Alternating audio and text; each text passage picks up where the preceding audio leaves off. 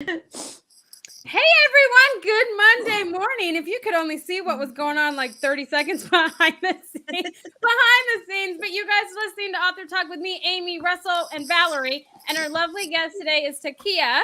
Hey, she got it right. Yay! I was really nervous about it, you guys. I was really nervous about it. But let's dive into the weekend because I feel like all of us have an interesting weekend to share. So like usual, I went and checked out my house with Josh on the weekend. They started putting in electrical and water. Is the floor level? All this. Yes, everything's level. Did you check? I did. I put a marble on it. A lawsuit that I had. One of the lawsuits I represented in construction cases was in a newly made house, and they got the floor crooked. The floor. You can't fix a house when the floor of the whole place is crooked. I put a marble on it and see which way it goes. Okay, did you check? Do you have a fireplace? No. I had another lawsuit where they put the fireplace upside down. Oh my gosh. Burn the whole house down. It was I live in Texas. We don't get cold enough for one. I don't think. I have one.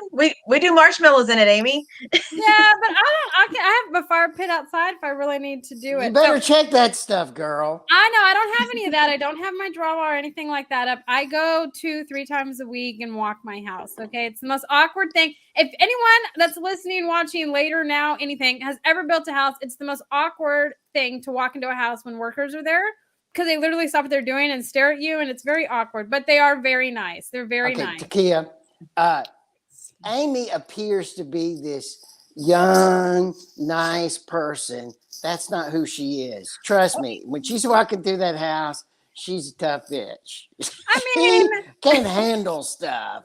Right. So I'm confident. Needs to be fixed. This isn't right. Right. That's me. If that's how you yes, are. they got an email. They got a text message this morning of some things that needed to be adjusted in a very nice manner. But I will say, in Russell's defense, I am only 5'4", 5 foot. So I do walk in with somewhat of an attitude. Russell is very. You don't need an attitude though, because the first time they cross you, they're going to learn. Yeah. Mm-hmm. But anyways, no, Takiyah, I am a very nice person. I don't know what Russell's talking about. I'm very friendly. Okay. Yes, you are. You are till someone crosses you. You just don't want to cross a bridge with me. Okay. But I'm very friendly. That's a big investment. You have to make sure it's right. You want to get it right. See, like peanut butter and jam gets it. Yes, you understand. Hello, peanut butter and jam. You understand. But anyway, so we went and walked it, and then I took the girls to Costco. But I also went and had a picnic with my youngest. She rode her bike the entire way, which I'm sure any parent can relate. I am not the most patient person, so to ride like 4 blocks and like walk next to her on a bike took all my patience that I had. But she had such a great time, which makes everything worth it. So my weekend in that sense was laid back, but my upcoming week, I know we don't usually do this, but I'm going to dive into it really quick.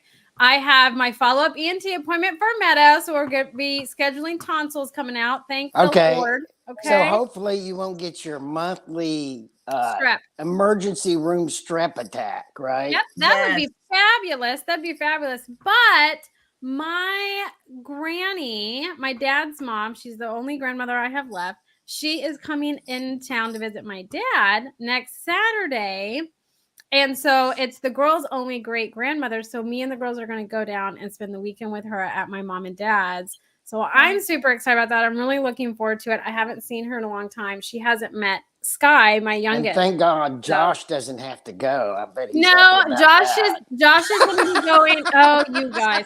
Josh is going to be driving up to Dallas because he has his monthly work trip and he chose to go there. So we're actually going to go up after Author Talk next Monday. We're going to go up and spend that week with Josh there and spend Valentine's Day in Dallas. So we have exciting things on the horizon is how I'm going to word it. But what all did you guys do this weekend? You guys always do some fascinating, cool things because we're all kind of scattered around. So who wants to go first? Yeah, we love Mardi Gras, and this year I was a media partner with Mardi Gras Galveston, and they invited me and my husband to get on a float, and we were able to throw beads, which was so fun because I mean, it's exciting when you're down there catching the beads, but when you're throwing the beads, people are just like crazy. They're like, here, and okay, I really did not think I was going to be able to like hit people on target, but I was better than I thought. But my arm was a little sore from like chunking it, but it was so great. It was so great. People are so enthusiastic, and they had the umbrella parade. So seeing all these teams of people in their umbrella costumes, there was pink flamingos. There was teams of people dressed like Bob Ross. Just That is the so whole cool. gamut. People were crazy, and it was a lot of fun. Just people dressed like peacocks and just all kind of different animals. Everybody's in the spirit, and so there was like 4 parades that night. So it was a long. They were even braving the rain. I was like, gosh, dog. These are Wow. some dedicated people. We're there for the party, but it was Yeah. all in the Strand. Yeah, so it's cool. It's very cool. Very cool to do Oh, I that. love it. I love the Strand. I miss La King's. Their chocolate was divine in their taffy. I miss Well, them so much. yeah, it was just great. They had, the whole Strand cleared out so people could just like be ready for a parade after parade after parade. And they would stop the parade, and then they even played the hokey pokey. So everybody that was in the umbrella parade could do the hokey pokey. I love it. It's Just get the The iconic. drunk party. hokey pokey, not the hokey What a pokey. The great drunk memory. hokey pokey. What a great memory. It was fun. Yeah, I So, love and that's it. only the first weekend. They still have a whole nother weekend to go. Oh my gosh. that's so cool. Yeah. I love it. I love it. Russell. Takiyah. Oh, is it Russell? Russell doesn't have much to say.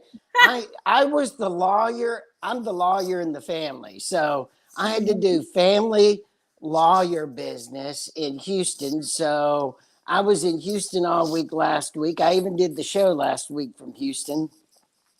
I had to do family business all week and then drive all the way from Houston to Atlanta in the rain. It rained all the way from Houston to Atlanta on Saturday. But I was just grateful to be back. Nothing cool for me this weekend. No Valerie Mardi Gras. Takiyah, I hope you did something way cooler than Russell. Yeah, I did have a good weekend. Let's see. There was an event at City Hall, like a party at City Hall in San Francisco.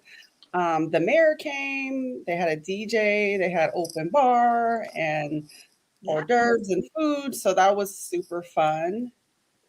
And what else did I do? Oh, and I went to a dinner with a friend at this beautiful. I don't know if they have it anywhere else. It's in California. They have several. It's Restoration Hardware. It's their showroom. Yes, they do have it other places. They do. They and have it's it. awesome Yes. everywhere.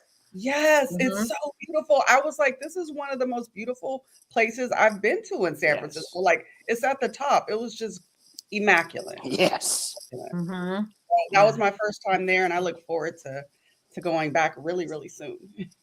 So awesome. I have to thank everybody listening to us. Takiyah, we're rated top 10 independent book podcast in America. When we got told that, we were like, what? We're Yeah. very humble though. And we thank everyone that listens to us. They can find us where, Amy? Oh, Russell, that was a good one. I like had it. segue, yeah. I like that. I love it. But no, you guys, you can find us anywhere that you can look up a podcast. So my go-to ones off the top of my head, Apple, Google, Spotify, Amazon, Good Pods. I'm sure that there are others. I just always miss them because those are the ones that I go to find us. And like Russell usually says, if Russell can find us, anyone can find us. So make sure you type in Author Talk. It's 2 words, and the crimson, red, and gold logo is ours. Or, as I would say, ugly Aggie red and gold.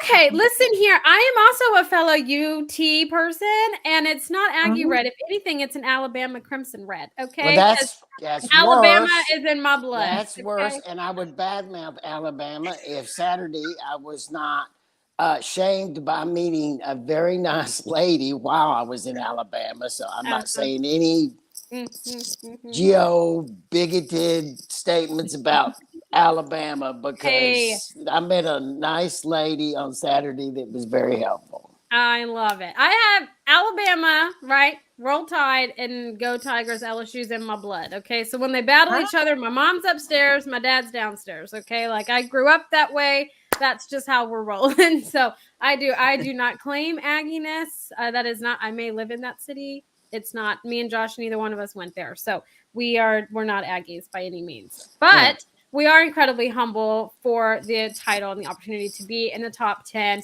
We've been doing this for a long time, 7, 8, 9 years. Me and Russell always lose count, and it's evolved, and we're excited to where it's going to go this year. We've met so many amazing people within the writing community, publishing community, all walks and realms within that community. So many amazing people that we've met and talked to, much like Takiyah, that's soon going to be coming up. But you guys, I would be crazy if I didn't mention this. If you are on your writing journey, you haven't published a book or you've published a book. Yes, UH says Buddha Ellis. Yes. Anyways, if you're on this writing journey, you haven't published a book, you're looking to publish a book, you've already published a book and you're wanting to dive into doing it yourself, or you're wanting to educate yourself in the ever-changing world of the writing and publishing community, the Women in Publishing Summit, I will be back again this year sponsoring them. I have a 1-hour slot that I will be speaking at, and I have a Q&A that you can come to at my booth to find out more information. There's amazing other sponsors and women and speakers involved in this summit. It's not just for women, though. It is called Women in Publishing Summit. So any writer, any genre can join and learn about it. It's incredibly useful. It's been amazing. So that's coming up in March. So you'll be hearing more about it from me if you follow me on my social media channels or any of us to see Author Talk and all of those. You'll be hearing more about it because it is coming up in March. It is a great opportunity for you guys. But before my kids come in, Valerie, let's get you talking. Oh, I have one quick question about that, Amy. Do people need to probably just start looking into that in case there's a deadline to register since it is in March and we're already in February? Yep. So the early bird special is currently going on. I'm going to share that into the group so you can get your ticket at a discounted rate. Now, food for thought, it is all online, so you don't have to fly anywhere at all, which I'm a huge fan of because I can be quite awkward in person, as Russell has mentioned previously. I can be quite awkward in person. So, it would be much more fun to watch you try to speak if you had to do it to a room full of people. I have had to do that, and it's I not know, fun. and it's better. It's not. And you survived, and you did great. I survived and did great. Yes, for sure. But Valerie, let's get Takiyah talking about her books. Absolutely. So, Takiyah, can you just tell us a little bit about your history as a writer before we dive into what your books are? Yes. I just had a desire all of a sudden, like one day, like I had a thought for a title, and it actually wasn't even a title. It was just Single Mom in the City. But I think we're talking about the coloring books though. But I had that thought for that name. I really was attracted to that name, and I didn't know what to do with it. So I penciled it, wrote it down on the piece of paper, kind of just like, thoughts, journaled it pretty much. And then it wasn't until honestly like 3 years later that I was like, oh, I can write a book with that. Because initially I was like, maybe a podcast, I don't know, Facebook group, but I didn't want to do something where I had to keep it up. So this is going to be really, really strange. I saw an ad on YouTube that came through, and it was it was a gentleman named, I guess I'll give a shout out to him because he gave me the idea, Chandler Bolt. It was an ad, and it was like, write a book in 90 days. And I'm like, aha, I could use that title and write a book. So it was just an idea that I got. And yeah, I just decided to do it. I had no prior experience, but I've always loved writing. And so I'm like, why not? Because what is your professional background in? Well, I went to fashion school. And so I got my degree in merchandise product development. So entrepreneurship, ultimately. I do consulting for nonprofits. I have my books. I have an Etsy store. Yeah, just entrepreneurship. I do consulting for book writing, for self-published authors. So a creative. I feel like that was already in your blood, maybe to get this going. All of those seeds were planted to get you, you know, on your journey. And so were you able to write it in 90 days, or did you have to take a little longer, or how did that, or Yeah. what was your process?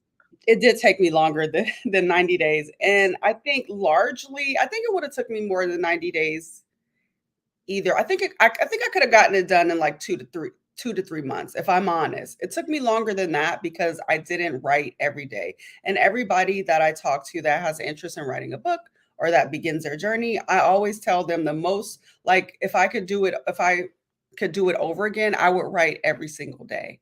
Because if you take breaks, even if it's a little bit, even if it's like 15 minutes, 30 minutes, because if you take breaks, and then when you like just say 3 days off, and then when you go back in to write, like your mind is not as like fresh and flow. You have to get back into like what your book is about. So every day, even if it's the tiniest bit, is what I tell people who are writing a book or interest, or who are new writers, I should say. And how long ago was this then when all of this started happening? So I would say, so let me just say, it probably took me about like 3 years, 3 years to finish, because I did not write every day and I took long breaks. Like I would maybe be in the mode of writing for like a month, and then I wouldn't write at all for like another month. So it was Mm-hmm. very like inconsistent. But then when I gave what I during the pandemic is when I finished it. And what I did is I gave myself a deadline, like no matter what, I'm going to get it finished, even if it's not perfect, because I knew that I could go back in and make corrections and then re-put it out there, even if there were mistakes. So that's what I did. I mean, I can tend to be a bit of a perfectionist and overanalyze things and try to get it like just perfect, which we know perfection is an illusion. You have to like, decide to do it and then work on perfecting as you're doing the thing. So Absolutely. yeah, so I set myself a deadline, and I made that deadline. And Good. after once I did get the book, the hard copy, I was like, oh my gosh, what are all these mistakes in there? It's like grammatical mistakes that my editor should have caught. It's like, what the heck? And so I corrected those and resubmitted, and it wasn't a big deal. It's like if people, I mean, I thought like books were like, when I was growing up, when I was young, I thought books were like supposed to be imperfect or infallible. And so when I saw a mistake, and I'm sure you've all seen mistakes, it's kind of rare, but it's like, oh wow, like they put the 2 times, or they use a wrong preposition or something like that. But mistakes do happen in books, where humans are editing, and we don't always catch it. So yeah. That's awesome. Yeah, and and you, like you say, you commit to write every day, but sometimes in a writer's mind, you can't do that. You have to be in the zone, and you have to be just inspired almost to put those words down, and then when it does start to flow, then you're feeling good, just like boom, boom, boom, knock it out, knock it out, knock it out. But then and then when you come back, sometimes too, you're fresh. You have a fresher perspective, or insight to like what you want to communicate. And absolutely, one of my very first books also has a mistake in it. And a child, when I was presenting, he pointed it out to me, of course. Okay. It was Love it was an that. illustration. Yeah, it was an illustration that has a little compass because it shows like where they're traveling, like north, south, east, and west. He goes, your east and west is mixed up. And I was like, how? Oh, The last wow. thing on my mind, you're checking the Exactly. words, but I mean, things happen. But I'm so happy for you that you were able to get to that goal and have that hard book in your hands. How did that feel when you first got it? It felt amazing. It was kind of surreal. It was like, wow, like it looked, even better in person, like seeing that, the cover and everything. It looked better in person than obviously on the computer. Yeah, I felt really accomplished and proud of myself for finishing it. Oh, and one other thing I will say in regards to like tips that I give, like, so I would often, to prevent writer's block, I would often get ideas when I was driving in the car, like, oh, I can add that in. Sometimes when I was watching YouTube, because I often like to watch like informational type of YouTube. And so I would get like sparks of information, and I would jot. So, and this is a mistake I did at first. Like I would just like, oh, I'm going to remember that. Like, that's such a great idea. Like I'll remember that when I get home. Oh my gosh, that happened multiple times where I did not remember. It was like, what was that great idea? So what I learned to do is if I was driving, maybe I would just record myself, like the idea, like a couple of few sentences, whatever it is. Or if I wasn't driving, if I was, somewhere out, I would use my notes and type in like the thought that I had. And then when I went down to sit to write, it's like I didn't have to come up with a whole new idea, or I was able to like, finish like a chapter or whatever the case. I was able to make the information like more substantial, like with these ideas. So when you get those ideas, like when you're driving, walking, whatever it is, like, and I would often keep a notebook as well, like write it down, because that makes the writing process so much easier. When you go to sit down, you already have like, you had that great idea when you were out doing whatever. And so when you sit down to write, you don't have to start from scratch. Yeah, because you don't know where your inspiration's going to come from, and just like it's a spark. And I will actually like text myself, and it'll send it to my email, and I'm like, okay, and then I put it in a folder and like, don't Right. forget, don't forget. So now Yeah. I can find them easier. But it's just you just don't know, and that's how writers do. We just kind of like brainstorm in our own minds to come Exactly. up with these ideas. So that's a great idea too. Just you have to get those thoughts down on paper, because if you don't, you won't remember. And sometimes as a writer, I feel like you just have to grab them, because you don't know where this leads to. Like it Exactly. might lead Yes. to another book. It might lead to another poem. It might lead to another chapter. You just Yeah. don't know.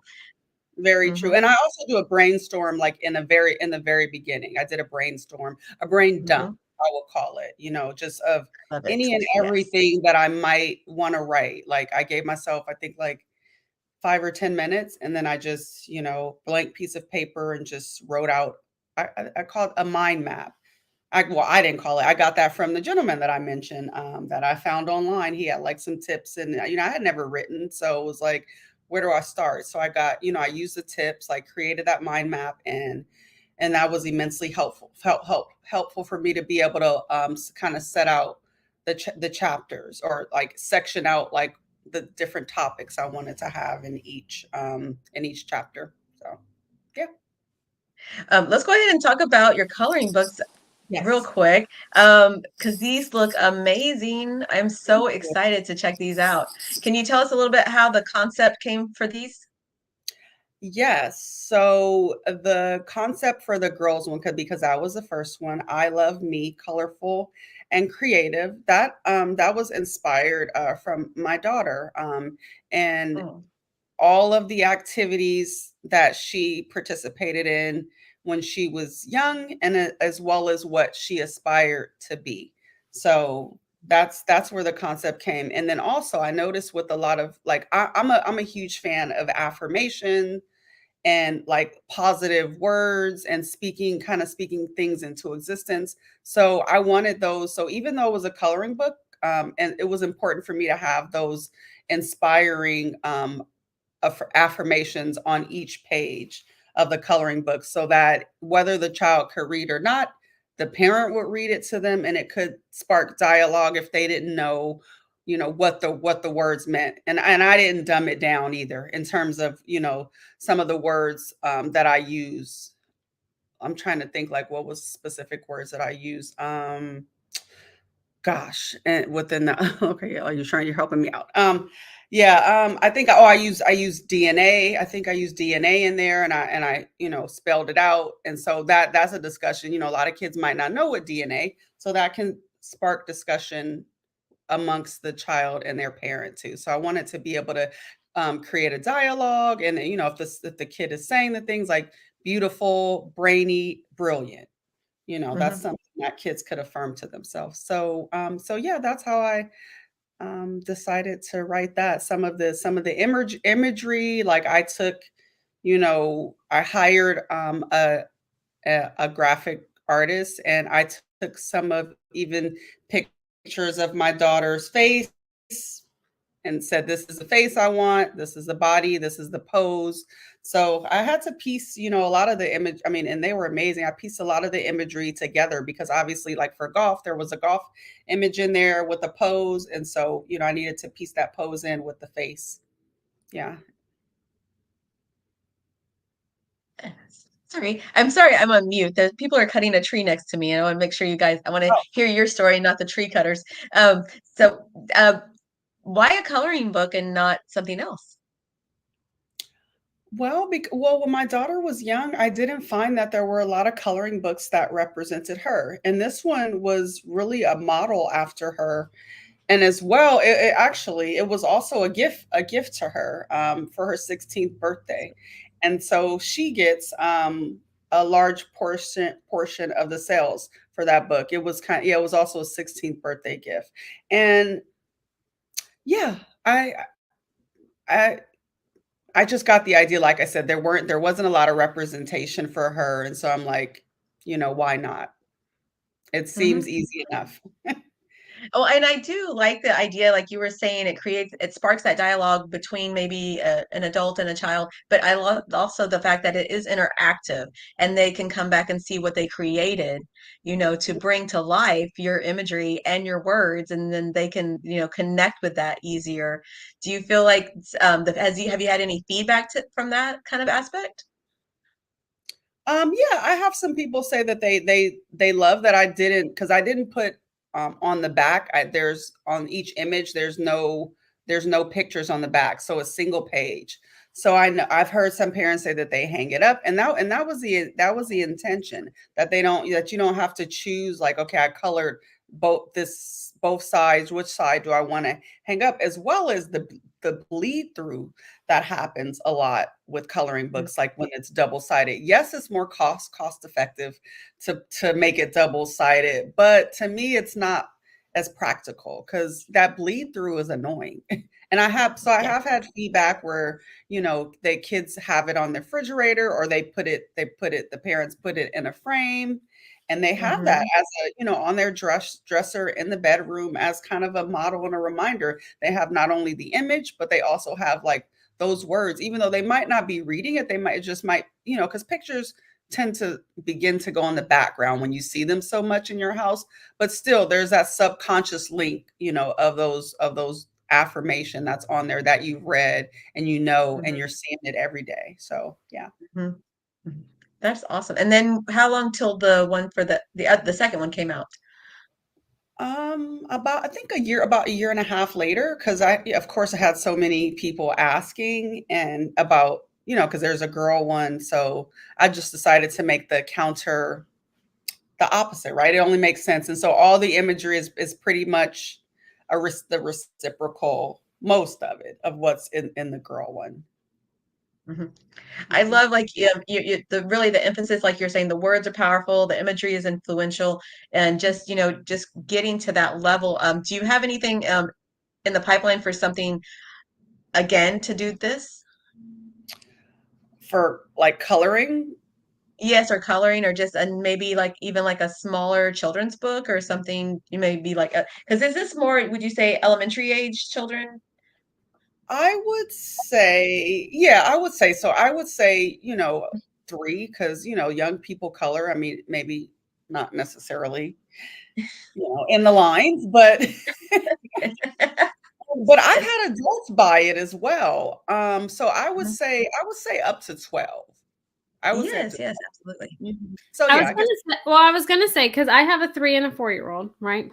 Which we're really grateful that they didn't pop in, and they're like really big into coloring books right now, right? And they're really big into Bluey, right? So they have Bluey coloring books, but they are double sided. So when they color one side, it's already bled through the other, and they're like, I want to paint this or color this side, and then they want to tear the pages out, and it's not necessarily the easiest to tear the pages out, and then if one colored the front and one colored the back, and then they're like, oh, it's favoritism because the one's on the front, so you got to flip it over all the time. You're like, no, Yes. it's on this one. What are you talking about?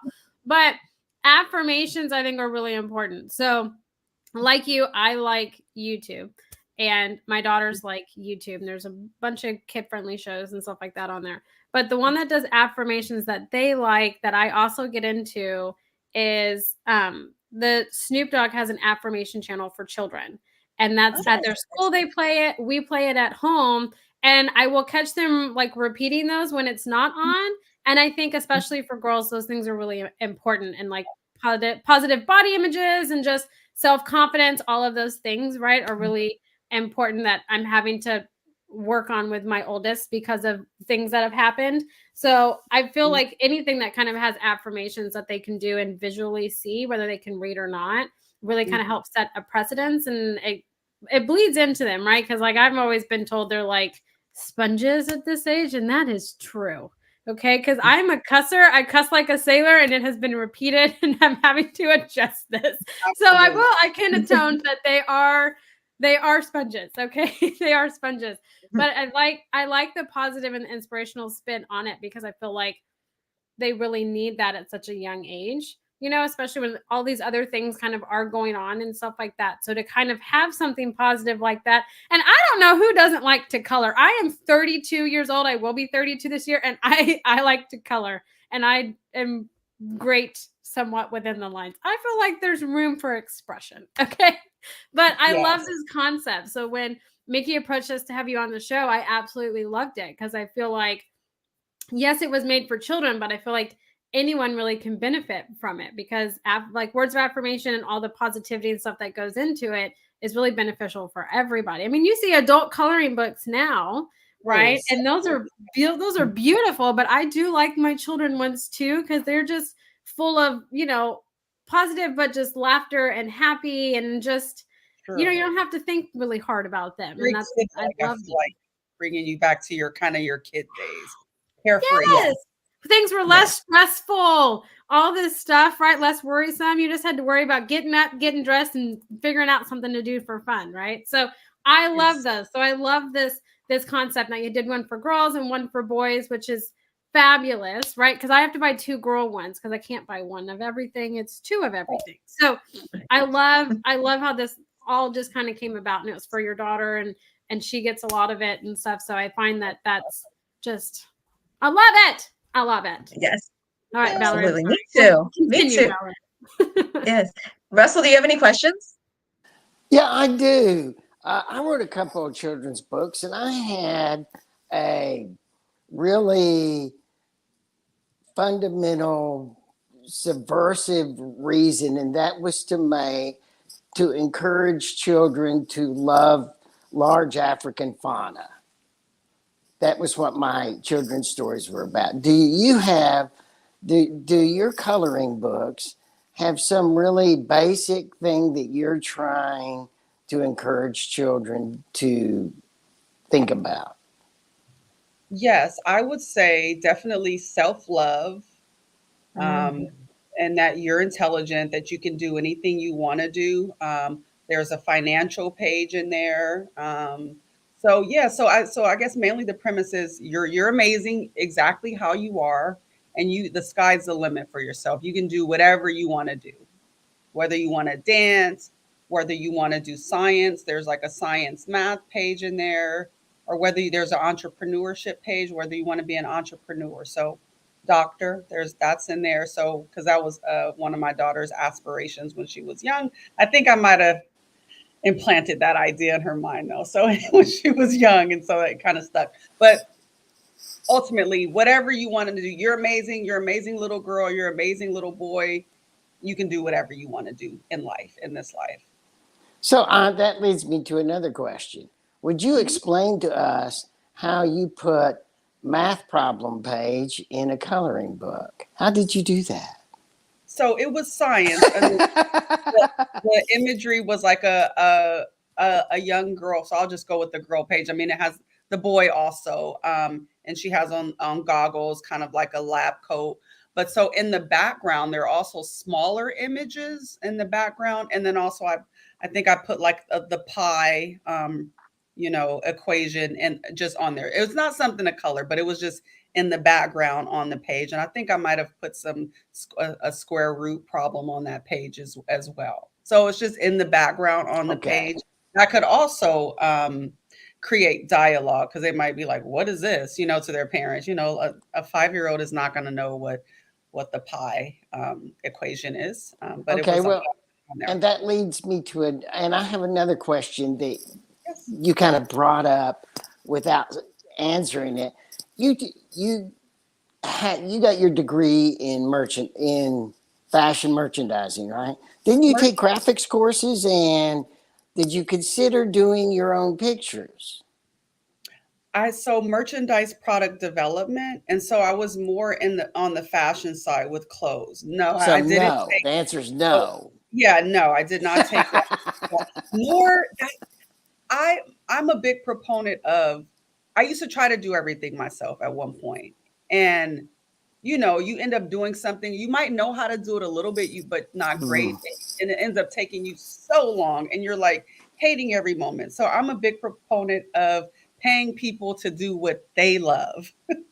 They're going to get more enjoyment out of it. They're going to do it way faster than I can ever do it. So while you might, by doing stuff, and I learned this I think I'm saving money, but I'm really not, because my time is taking me probably 3, 4 times as long than an expert that does it all the time. So Exactly. Yeah, see, you yes, get it. You get yes, it. Yeah, especially we as can a all mom. wear, I mean, we can all wear multiple hats, Yeah, right? But it doesn't mean we want to, right? It does not mean that we Or want to you wear have to.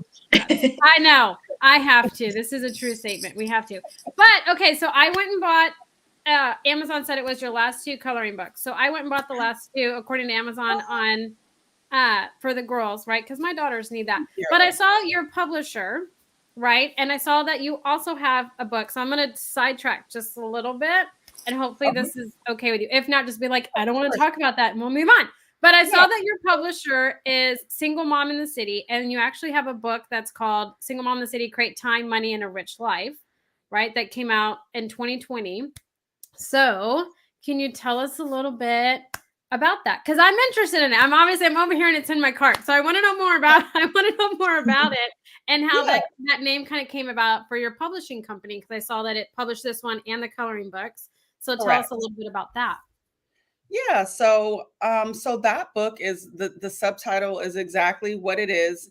And what I will say, Valerie, you asked me if I have anything in the pipelines, and it's definitely to kind of republish and rebrand that book and change it a little bit, because what I've heard from a lot of people is that it's for everybody.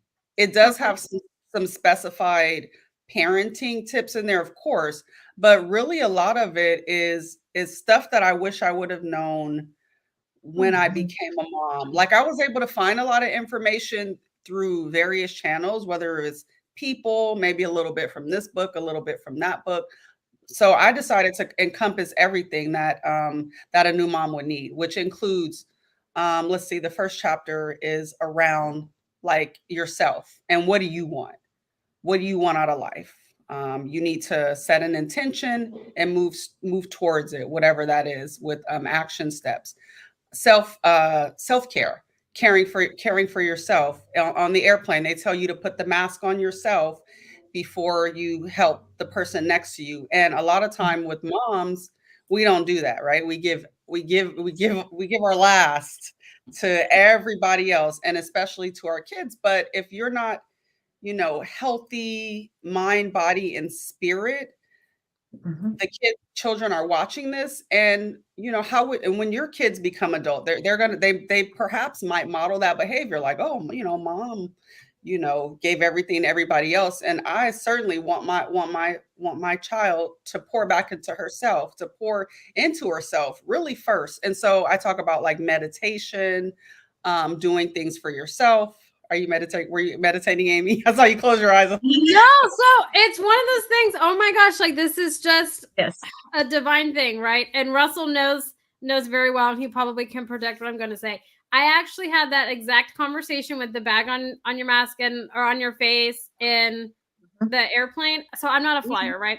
But my husband was the one that told me that. And he was all like, oh no, you have to take care of yourself. And I was like, but no, Yeah. my kids can't reach it. Like, I got to put on my kids first. And he's like, well, you're going to die. Like, he was like, no callous, no nothing. He's like, well, you're the weakest True. link. You're going to die. I was like, That's wait a true. minute. And then it's just so funny because we had this conversation on like Saturday and you're Oh. talking about the exact same thing. And I just, because it was an intense conversation. I was like, what? No, you can't let your kids die.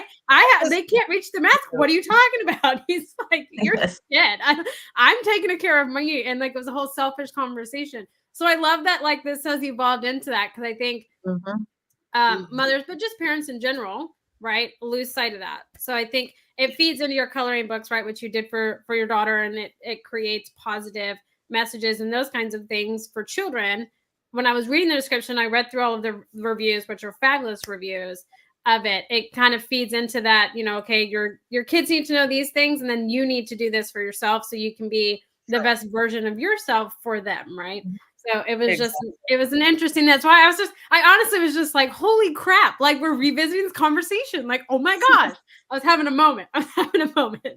Yeah. I really do like, I'm sorry, that you are emphasizing taking care of yourself, and then also in your next set of coloring books that you are emphasizing the child's development and personal, positivity. So that all of these things are just, everybody's growing as a human and in their skin and just becoming the best they can be. I love that. Yes. And also like and I'll just say this because I feel like this is super important. Like something I would have done like as a parent, like going back to my first book, Single Mom in the City, finances, like financial. If I would have known, like if I had to do all over again, I would have started saving, started an investment account for my daughter while she was in my stomach. Even the smallest amount, like I started it, when she was older. A saving, it could be a savings account if you're not comfortable investing, or as high of a yield savings as one can get. But imagine if when she was in my stomach, I was saving $25 to $50 a month, even, like, to when she gets like 18 or 19. And so I just think, like, things like that could have made a huge difference. I started later, a savings account for her, investment account for myself, as well. So, I talk about things like that. Will and trust, which Russell, I'm not sure what kind of attorney you are, but you probably can appreciate that. I'm a divorce attorney. Okay. Well, important though, the wills and the trusts. I'm sure those conversations come up. Yeah, well, you have to worry about the will when there's a divorce. Yeah, exactly. Exactly. So yeah, finances in general, creating like additional income for yourself, and then outsourcing, like we're talking about. Like that's like one of, huge, and that's, a favorite chapter of mine, because as moms, we try to do everything ourselves, and and then we end up worn out. And so outsourcing things like, let's see, like house cleaning, even if it's like once a month. You think that you're saving money by doing it yourself, but how long does it take you? You could work a couple extra hours. I talk about that at work. A few extra hours and to have someone else do it. Laundry, food service, meal prep, like those meal prep certain, or not meal prep, but meal services like Blue Apron, Green Chef, where they deliver all the ingredients. Like you could do that like once, like not, well, you can't do it once actually, at least 2 times. So 2 to 3 times a week. So little things, because a lot of times as moms, like you're busy, you end up eating out. And yeah, while you have to do, make those meals, it's usually like 30 to 45 minutes, and it's healthy. So, there's all kind of tips like that in there, for parents, like in general. But yeah, the chapters, if you're able to, the table of contents really it tells like exactly what the book is about. Yeah.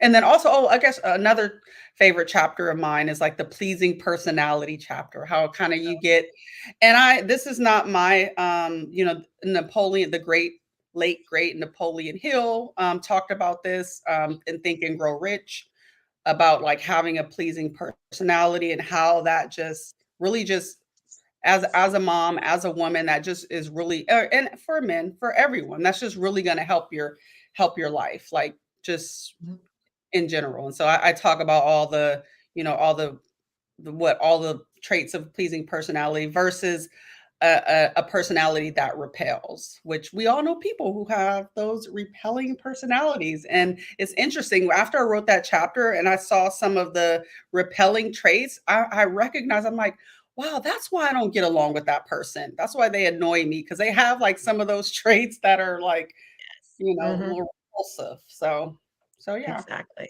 It's fascinating. I love that there's so many aspects of that book, that you put a lot of thought into that, and I feel like it probably connects with so many people. Yes, I always welcome feedback, positive or, means of improvement. And I've only received so much positive feedback on that book. I put a lot into it. There's a lot. It's not just like me saying this is what you need to do. There's a lot of research because I'm a research person. I love stats to go behind, whatever opinion or whatnot someone might be giving. And so there's a lot of like statistics in there, a lot of information from experts. So it's not just like me saying, hey, this is how you do it. No, all the experts from all the areas, from finances, I reference in there. Like I said, I referenced Napoleon Hill in there. A lot of different people. So That's awesome. Awesome. Well, okay. So sadly, we have to say goodbye because if I don't say goodbye now, Russell is going to give me the look that puts me in the grave. So we generally have to say goodbye. So it's one of those that, repelling personality things yes, that I have. It is, but I love it. I thoroughly love it. So with that, let's do closing comments, questions, statements. Russell, you, and then Valerie. Without being repelling further, would you tell us where they can find your books and how they get in contact with you if the reader wants to, our listener? Yes. So Amazon or barnesandnoble.com, and they can reach me on Instagram at the THE and then Takiyah, my name, which is, I don't know if they can see my name, TAKIYAH. I love it. Valerie. Yes. Love meeting you today. Fascinating story. And just, I love your whole body of work there. Thank you so much. Congratulations. Thank you. I enjoy meeting all of you today too. Absolutely. It's been such a pleasure. Oh, well, good. We always try to make it fun. We always say that you're going to have a fun and good time here on Author Talk. But I want to say thank you so much for taking time out of your morning to come and hang out with us and talk to us and inspire and spread positivity. You are welcome back anytime. So when you decide to redo and revamp your book, your Single Mom in the City book, let us know. You're more than welcome to come back on. But for everybody listening, we hope that you all have a fantastic Monday, a great rest of your week. And until next Monday, everybody, bye for now. Bye.